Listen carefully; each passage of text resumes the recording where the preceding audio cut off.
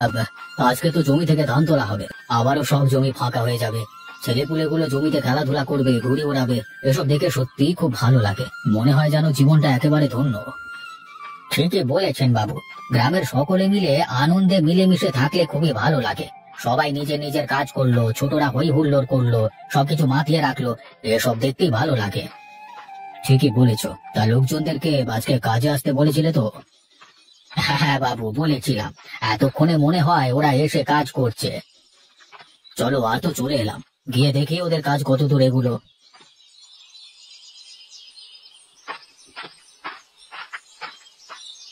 কি হে ভাইরা, কাজ চলছে তো ভালো করে? আরে হ্যাঁ কাকা, হ্যাঁ আমাদের কাজ ভালো করেই চলছে। কতক্ষণ লাগবে মোটামুটি এই জমিটা শেষ করতে? আর তো হয়ে এসেছে কথা, আধ ঘন্টার মধ্যেই এই জমিটা সাফ করে দিচ্ছি।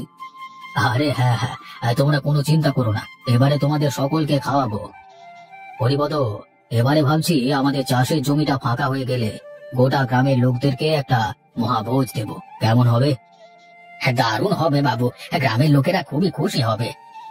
মোটামুটি ধরে নাও 1 সপ্তাহের মধ্যেই ব্যবস্থাটা করতে হবে। ধানগুলো এখান থেকে তুলে খামারে পালিয়ে দেওয়া হোক, তারপর সমস্ত কিছু করা হবে। ঠিক আছে বাবু, আপনি কোনো চিন্তা করবেন না, গ্রামের সমস্ত লোকেদেরকে বলবার দায়িত্ব আমার। হ্যাঁ, আর কি কি হলে ভালো হয় তার একটা আলোচনা আমাদেরকে করতে হবে। হ্যাঁ বাবু, সেটা সময় করে করা যাবে ক্ষণ। আচ্ছা হে, তোমরা মন দিয়ে কাজ করো, আমরা গেলাম কেমন? যাবার সময় টাকা নিয়ে যাবে আজকেই। এই ঠিক আছে বাবু, ঠিক আছে।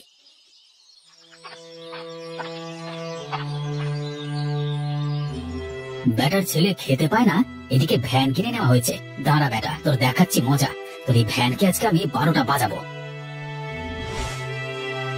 এই নগেন, বাড়ি আছিস নাকি? কোথায় রে, একবার বেরিয়ে আয় তো।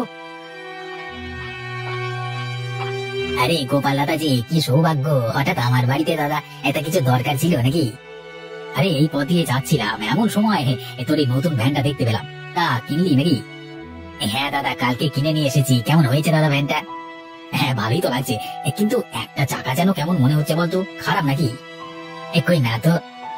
আরে ভালো করে তাকিয়ে দেখ, মনে হচ্ছে চাকায় হাওয়া নেই। আরে তাই তো, এটা তো আগে লক্ষ্য করিনি। তাহলে কি হাওয়াটা কমে গেল নাকি? হাওয়া কি আর সাথে কমে? নিশ্চয়ই তোকে পাংচার হওয়া চাকা দিয়েছে। হ্যাঁ, মনে হচ্ছে তুই ঠকে গেলি রে। তোর কাছ থেকে পুরো টাকা নিয়েছে তো? হ্যাঁ, সে তো নিয়েছে দাদা, কিন্তু কি আর করা যাবে, মনে হচ্ছে আবার আমার খরচ হবে। এখন আমি কোথায় যাবো বলো দেখি? তুই একটা আহাম্মক, জিনিস নেওয়ার সময় দেখে নিতে হবে না? আমি তো সবকিছুই দেখে নিয়েছিলাম দাদা। কালকে রাত্রে আমি ভ্যানটা চালিয়ে এতটা আনলাম, কিন্তু আজকে সকালে যে এরকম জিনিস দেখবো সেটা ভাবতে পারিনি। কি আর করা যাবে, ভাবলাম তোর নতুন ভ্যানে চেপে আজকে কিছু বাজার ঘাট করতে যাব, মানে বেশি করে বাজার নিয়ে আসবো আর কি, কিন্তু সেটা তো আর হলো না। আমার ভাগ্যটাই খারাপ দাদা, এত কষ্ট করে টাকা জমিয়ে একটা ভ্যান কিনলাম, তাও দেখো এরকম একটা খুঁত বেরিয়ে গেল। যাক, কি আর করা যাবে, মন খারাপ করিস না, আশা করছি সবকিছু ঠিক হয়ে যাবে। আমি এখন চললাম। হ্যাঁ। আরে ও কাকা, কোথায় চললে গো? এই তো রে ভাই, অবিনাশ বাবুর কাছ থেকে বাড়ি যাচ্ছি। তা অবিনাশ বাবুর ধান কাটা হচ্ছে নাকি? হ্যাঁ রে ভাই, আজকে হচ্ছে ধান কাটা। সামনের 1 বিঘা জমিটা এখন শেষ হয়ে গেছে, বাকি জমিগুলোর ধান কাটবে। ভালো ভালো, আমার তো ছোট জমি, বেশি দিন লাগবে না, 1-2 দিনের মধ্যে একাই কেটে শেষ করে ফেলবো। আরে রতন, ভালো কথা। অবিনাশ বাবু ভাবছেন এবার একটা বিরাট মহাভোজের আয়োজন করবেন। তাই নাকি? তাহলে তো ভালো কথা। এবারে তাহলে ভালোভাবে একটা মহাভোজ খেতে পারবো আমরা, আমাদের খুব আনন্দ হবে। ঠিক বলেছ, তবে রতন, তোমাকে আগে থেকেই বলে রাখছি, অনেক দায়িত্ব কিন্তু পালন করতে হবে। সেসব নিয়ে কোনো চিন্তা করো না কাকা, আমি সমস্ত দায়িত্ব পালন করবার জন্য আছি। আর এদিকে নগেন নতুন একটা ভ্যান কিনেছে, সেই ভ্যানের সাহায্যে সমস্ত জিনিসপত্র বয়ে নিয়ে যেতে সহজ হবে। বাহ, তাহলে সব ঠিকঠাক, এইভাবেই চলতে হবে, বুঝলে? ঠিক আছে কাকা, তুমি তাহলে এখন এসো। হ্যাঁ, আমি একটু জমির দিক থেকে ঘুরে আসি। হ্যাঁ বাবা, আয়।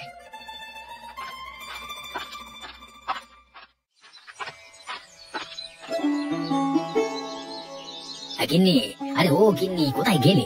তোমার সাথে কথা আছে, এসো। কথা পরে বলবে, সবজি বাজার যে করতে গেলে হাতে তো একটা সবজিও দেখতে পাচ্ছি না। আর বলো না গিন্নি, সবজির বাজারের দাম আগুন, একটা সবজিতেও হাত লাগাতে পারলাম না। সে কি, সবজির দাম বেশি বলে তুমি সবজি না নিয়ে চলে এলে? তাহলে এখন খাবে কি? সে যা হোক, একটা খাওয়া যাবে, কিন্তু বাজার ঘাট কদিন করা বন্ধ রাখতে হবে। বেশ তো, তুমি তো এখানেই থাকবে, তাহলে একটা কাজ করবে, ঘরের রান্নাটাও তুমি কাল থেকে করবে, কেমন? আরে না না, তুমি এ কি বলছো? আমি কি তোমার মতো রান্না করতে পারবো? তুমি কত সুন্দর ভাবে ঘর গুছিয়ে রাখো, আমার পক্ষে এটা কি সম্ভব? তাহলে তোমার পক্ষে যেটা সম্ভব সেটাই করো। ঘরে যদি ঠিক মতো মশলাপাতি বাজার হাট না থাকে, তাহলে আমি কিছুই করতে পারবো না, তখন আমাকে বললে কিন্তু হবে না। আরে দেখলে তো গিন্নি, এইসব কথার মাঝখানে আসল কথাটি চাপা পড়ে গেল। আসল কথা বলতে তুমি কি বলতে চাইছো? আরে শুনেছো কি, আমাদের নগেন নতুন একটা ভ্যান কিনেছে। তাতে আমি কি করব? তোমার তো কোনোদিন মুরদ হলো না। তাও দেখো নগেন কি ছিল আর কি হয়ে গেল। ওর থেকে দেখেও তো কিছু শিখতে পারো। তোমার সঙ্গে ফালতু কথা বলবার আমার সময় নেই। যাই, আমি বরং দুটো শাক তুলে আনি, তবু যদি কিছু খেতে পাও। যা বাবা, কি বলতে গেলাম আর কি হয়ে গেল। গিন্নিটা না একদম আমার বিপরীত। তোমাদের কাজ কত দূর? হয়ে এসেছে প্রায়, এরপর কিছু ধান এতক্ষণে পালুই দেওয়া হয়ে গেছে। আরে আমি সে কথা বলিনি, তোমাদের মহাভোজের আয়োজন কত দূর?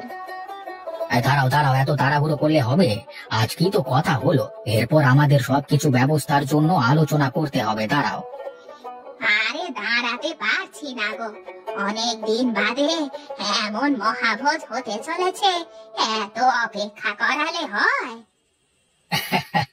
তা তুমি যা বলেছো গিন্নি, সত্যি এত অপেক্ষা আর করা যায় না। তুমি কালকে গিয়ে বাবুকে বলো যত তাড়াতাড়ি সম্ভব আয়োজন করতে। ওরে বাবা, এদিকে যে অনেক কাজ আছে গো, গ্রামের মানুষকে নেমন্তন্ন করতে হবে, বাজার ঘাট অনেক কিছু। ও সব নিয়ে কোনো চিন্তা করতে হবে না, গ্রামের লোকেরা একবার যদি শোনে বাবু মহাভোজ দেবে, তাহলে সকলে মিলে সাহায্য করতে চলে আসবে। তা তুমি যা বলেছো ঠিক আছে, তাহলে আমি কালকে বাবুকে গিয়ে বলবো। হ্যাঁ, মনে করে বলবে কিন্তু, ভুল যেন না হয়। আচ্ছা, আমি এদিকে কাজ না করে বসে আছি, আর ওদিকে অন্য লোকেদেরকে দিয়ে কাজ করিয়ে ধান তোলা হচ্ছে, তাই না? বেশ, তাহলে এবার দেখো মজা, ধানগুলো তোমার গেল।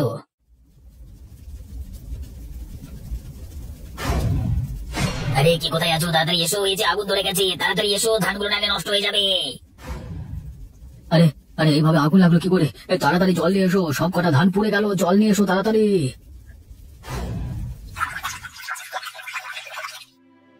সব কটা ধান কি নষ্ট হয়ে গেল? একটু দেখো না গিয়ে তোমরা। খুব বাজে বেজে গেছে বাবু, ভাগ্যিস আমরা ঠিক সময় মতো দেখতে পেয়েছিলাম। ভাই ভাই, তোমরা আজকে না থাকলে সত্যি কি অঘটনটাই না ঘটে যেত। তোমাদেরকে অসংখ্য ধন্যবাদ। কিন্তু ব্যাপার হলো, হঠাৎ করে আগুন লাগলো কি করে? এখানে তো আগুন কিছু ছিল না। নিশ্চয়ই কেউ রাতের অন্ধকারে এসে বদমাইশি করে কাজ করে গেছে। যদি তাকে কোনোদিন ধরতে পারি না, তাহলে মজা দেখিয়ে জানবো। সত্যি আমার সঙ্গে তো কারো শত্রুতা নেই, তবে কে এমন কাজটা করলো?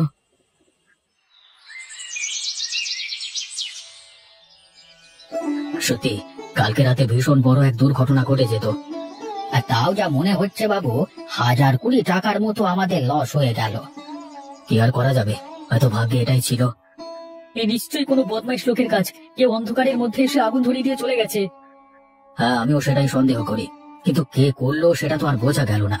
বাদ দাও, যা হয়েছে সেটা আর ভেবে লাভ নেই। এরপর থেকে রাত্রে পাহারার ব্যবস্থা করতে হবে। একদম বাবু, দরকার হলে আমি রাতে থাকবো।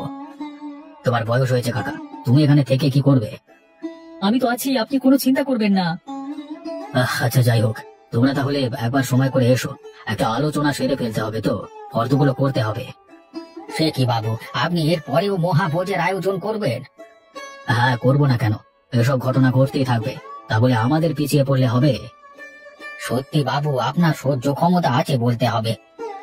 এটাই জীবন, ভালো মন্দ নিয়ে চলতে হবে, কিন্তু তার মধ্যে আনন্দ থামালে হবে না। আর 7-8 দিন বাদ নয়, 2-1 দিনের মধ্যে সমস্ত ব্যবস্থা করে আয়োজন করতে হবে। ঠিক আছে বাবু, আপনি যেমন বলবেন তেমন হবে।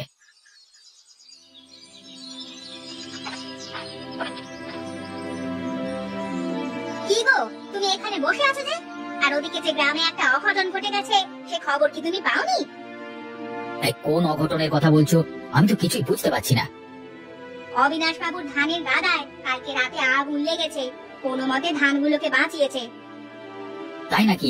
ভালোই হয়েছে। ভালো হয়েছে মানে? গ্রামের মানুষের একটা ক্ষতি হয়ে যাচ্ছে আর তুমি বলছো ভালো হয়েছে? আরে না না গিন্নি, আমি কি সে কথা বললাম? আমি বললাম ধানগুলোকে বাঁচিয়েছে, যা হোক করে ভালোই করেছে, বুঝলে? ও, তাহলে ঠিক আছে। তুমি সবসময় আমাকে সন্দেহ করো গিন্নি, আমার একদম ভালো লাগে না। সারাদিন কি এখানেই বসে থাকবে? বাজারে যাবে না? দেখি যাবো একবার। আগুন লাগা সম্পর্কে একটু খোঁজ খবর নিতে হবে তো। সেই ব্যাপারটা কি হয়েছে আমাকে একটু বলবে এসে। কি আর তোমাকে সে বলবো? ব্যাপার কি হয়েছে সেটা আমি ছাড়া আর কেউ জানে না। ওরে বাবা, এবার নিজের ধানগুলো নিয়ে ভয় হচ্ছে রে, কেউ যদি রাতের বেলা এসে আমার ক্ষতি করে দিয়ে চলে যায়। ধানগুলো বেশি দিন আর রাখবার দরকার নেই জমিতে, যত তাড়াতাড়ি সম্ভব তুলে নাও। তাই করতে হবে, বেশি দিন আর এখানে রাখা যাবে না। যত চোখের কাছে থাকবে ততই ভালো। আমি তো না হয় বলেছি অবিনাশ বাবুর ওখানে পাহারা দেবো, ঘরের ধানগুলো গিন্নি পাহারা দিলেই হবে। হ্যাঁ দাদা, বৌদি তো ঘরে আছে, তোমার কোনো চিন্তা নেই। তাহলে দাদা, এবারে বোধহয় মহাভোজের আশা আমাদের ত্যাগ করতে হবে তো গো। আরে না রে না, ও নিয়ে কোনো চিন্তা নেই, আমাদের মহাভোজ হবে। বাবু নিজে যখন বলেছেন হয়ে ছাড়বে। আরে বাহ, তাহলে তো খুব ভালো। আমি তো ভেবেছিলাম আর হবে না। আমিও সেটাই ভেবেছিলাম, কিন্তু বাবু কালকে নিজে থেকেই কথাটা বললেন, তখন আমরা একটু অবাক হয়ে গেছিলাম। যাক, অনেকদিন বাদ, তাহলে সকলে মিলে একটা আনন্দ উৎসব করা যাবে, বলো? তা যা বলেছিস, তাহলে তোকে বলে রাখলাম, মহাভোজটা হয়ে গেলেই আমার ধানগুলো কিন্তু ঘরে তুলে দিতে হবে তোকে। একদম দাদা, সে আর বলতে, তুমি যখন বলবে তখনই তুলে দেবো। আরে ভাইরা, এই তোমাদের এখানেই পেয়ে গেলাম। তা তোমরা কি গল্প করছো? কি রে গোপাল, গ্রামে এত বড় একটা কাণ্ড ঘটে গেছে, তোকে তো ওখানে দেখতে পেলাম না। কাণ্ড ঘটে গেছে মানে? কি ব্যাপার ঘটেছে? নাটক করো না গোপাল দাদা, এমন ভান করছো যেন মনে হচ্ছে তুমি কিছু শোনোনি। হ্যাঁ, অল্প অল্প শুনলাম। অবিনাশ বাবুর ধানের গাদায় নাকি। সেখানে গিয়ে তো একবার দাঁড়াতে পারতে, এদিকে খাওয়ানো হলে তো তুমি আগে সেখানে চলে যাও। হ্যাঁ, এই তুই আমার সঙ্গে ঝাঁঝি মেরে কথা বলবি না। যেটা সত্যি সেটাই বলেছে, তোমার শোনার হলে শোনো, না হলে এখান থেকে যাও, আমাদের কথার মাঝখানে এসো না। ঠিক আছে, আমাকে এমন ভাবে অপমান করলি তো, আমিও তোদের দেখে নেব। আমাদের ধানেও আগুন লাগাবে নাকি? কি বলতে চাইছিস তুই? আমি এই কাজ করেছি? একদম মুখ সামলে কথা বলবি। তোদের কাছে কোনো প্রমাণ আছে? প্রমাণ নাই বলি তো তুমি এখনো বুক ফুলিয়ে ঘুরে বেড়াতে পারছো, থাকলে তোমার অবস্থা খারাপ করে দিতাম। হ্যাঁ, দেখলি দেখলি কেমন ভয় পালিয়ে গেল, এটা একটা বিরাট শয়তান। তাহলে বাবু বলুন, কি কি রান্না করা হবে? তোমরাই বলো শুনি, কি কি হলে ভালো হয়। এই শীতের সময় গরম গরম মাংস ভাত হলে জমে যাবে বাবু। ঠিক আছে, তাহলে মাংস ভাত, সবজি ডাল আর সাথে গরম ভাত, কি হবে তো? হ্যাঁ বাবু, একদম জমে ক্ষীর। তাহলে তোমরা বাজার ঘাট কবে করতে যাবে? পরশু তো আয়োজন হচ্ছে, তাহলে কালকে আমরা সবজিপত্র সব কিনে নিয়ে চলে আসবো বাজার থেকে, আর মুরগিটা অর্ডার দিয়ে আসবো। একেবারে তৈরি করা মাংস চলে আসবে, মাথা ব্যথা থাকবে না। বেশ, তাই করো। যত টাকা লাগবে আমি দিয়ে দিচ্ছি তোমাদের আজকে। গ্রামের সব লোকজনদেরকে বলা হয়েছে তো? আসলে বাবু, মাঝখানে যা ঘটনা ঘটলো, সমস্ত কিছু গোলমাল হয়ে গেছিল। আমরা কালকের মধ্যেই গ্রামের সমস্ত লোকজনকে জানিয়ে দেব, যাতে তারা চাষের জমিতে চলে যায়। হ্যাঁ, সকলে যেন যায়, কেউ যেন বাদ না যায়, সেদিকে খেয়াল রাখবে বিশেষ করে। নগেনকে বলে রেখেছি, কালকে ওর ভ্যানটা নিয়েই অনেক কাজ করব। সবজিপত্র আনবো, সাথে গ্রামের সকল লোককে নিমন্ত্রণ করে দিয়ে চলে আসবো। বেশ, তোমরা তাহলে দায়িত্ব নিয়ে কাজটা একটু করো। আবার মহাভোজটা যেন ভালোই ভালো উদ্ধার হয়ে যায়, কোনো বিপদ আপদ আবার যেন না হয়। কোনো চিন্তা করবেন না, আমরা সব সময় সতর্ক থাকবো, কেউ কোনো ক্ষতি করতে পারবে না।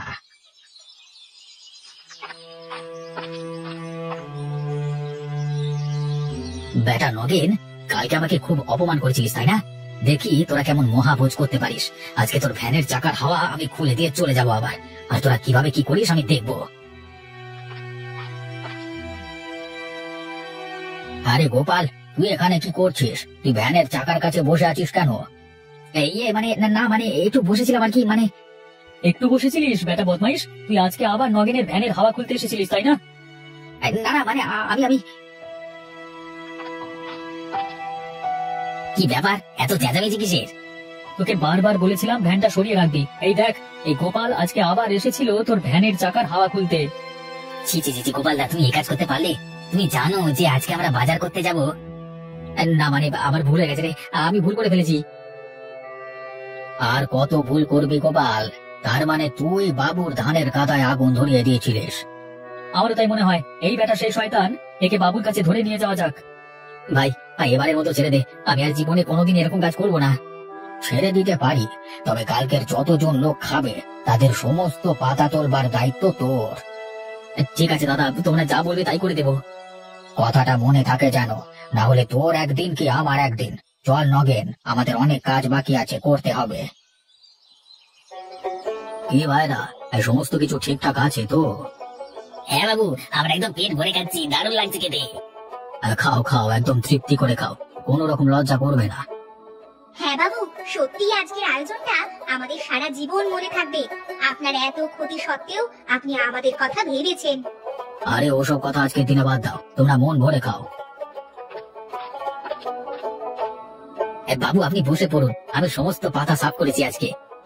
বাহ, এইভাবেই তো মিলেমিশে কাজ করতে হবে, তবেই না একটা উৎসবের মতো মহাভোজ হবে। তাজা বলেছেন বাবু। দেখেছো হরিপদ কাকা, গোপাল ভালো সাজছে কেমন? যা করছে করতে দে,